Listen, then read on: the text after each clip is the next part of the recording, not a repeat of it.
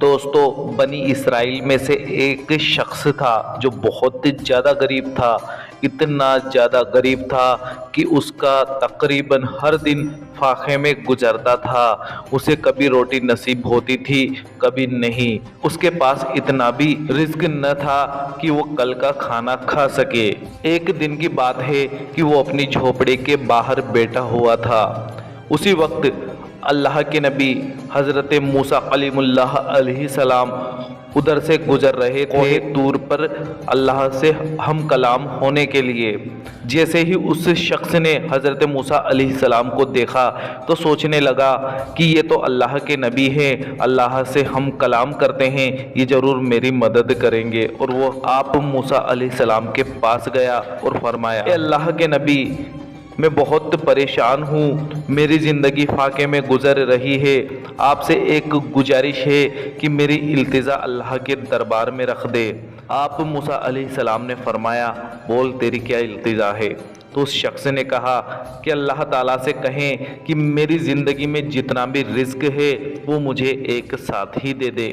آپ موسیٰ علیہ السلام نے فرمایا، اے شخص، تو ایسا کیوں چاہتا ہے؟ تو اس شخص نے جواب دیا کہ اے اللہ کے نبی، اگر میرے نصیب کا پورا رزق مجھے مل جائے گا تو کم سے کم میں پیٹ بھر کر، جی بھر کر کھانا تو کھا سکوں گا، پھر اس کے بعد اللہ کو جو بھی منظور ہوگا وہ میرے لیے جائز ہے۔ اس کے بعد آپ اللہ سے ہم کلام ہونے کے لیے کوہ طور کی طرف چلے گئے اور آپ نے اللہ کے سامنے اس غریب شخص کی فریاد رکھ دی تو اللہ تعالیٰ نے کہا، ٹھیک ہے موسیٰ، ہم آپ کی فریاد کو یاد رکھیں گے۔ اس کے بعد اللہ تعالیٰ نے اسے اناج کی کچھ بوریاں، گندم اور کچھ بکریاں عطا کر دی۔ اس کے بعد آپ اس بات کو بھول گئے۔ کافی عرصہ گزر گیا، تقریباً 1 سال بعد آپ کو وہ بات یاد آئی تو آپ کو اس غریب شخص کا خیال آیا اور آپ اس غریب شخص کی جھوپڑی کی طرف روانہ ہو گئے۔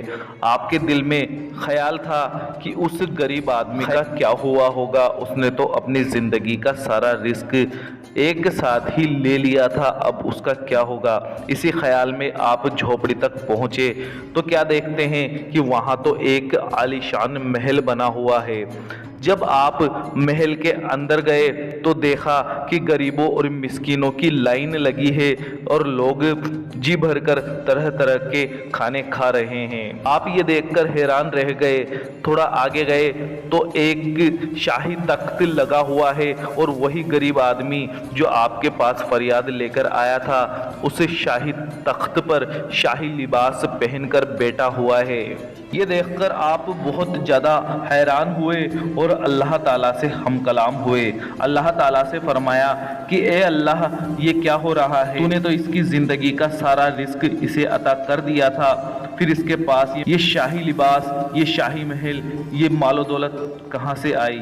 تو اللہ تعالیٰ نے فرمایا، اے موسیٰ، اس شخص نے ہمارے ساتھ تجارت کی اور اسے تجارت میں نفع ہوا اور اسی نفع کی بدولت اسے اتنی دولت ملی ہے۔ حضرت موسیٰ علیہ السلام نے حیران ہو کر پوچھا کہ تجارت وہ کیسے؟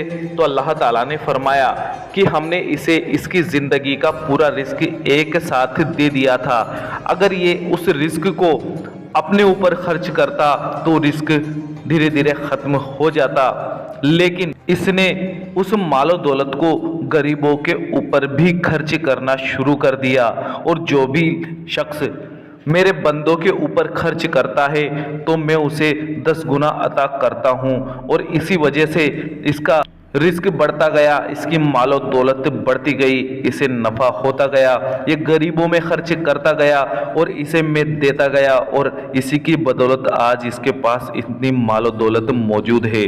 تو دوستو، دیکھا آپ نے، جو بھی شخص غریبوں کے اوپر خرچ کرتا ہے تو اللہ تعالیٰ اسے کتنی ذریعوں سے دولت عطا فرماتا ہے۔ اللہ تعالیٰ سے دعا ہے کہ اللہ پاک ہمیں بھی حلال روزی عطا فرمائے اور غریبوں کے اوپر خرچ کرنے کی توفیق عطا فرمائے، آمین اللہم آمین۔ دوستو کمنٹ باکس میں آمین ضرور لکھ دیجیے گا، کیا پتہ کس کی زبان سے نکلا ہوا آمین اللہ پاک کی بارگاہ میں کب قبول ہو جائے۔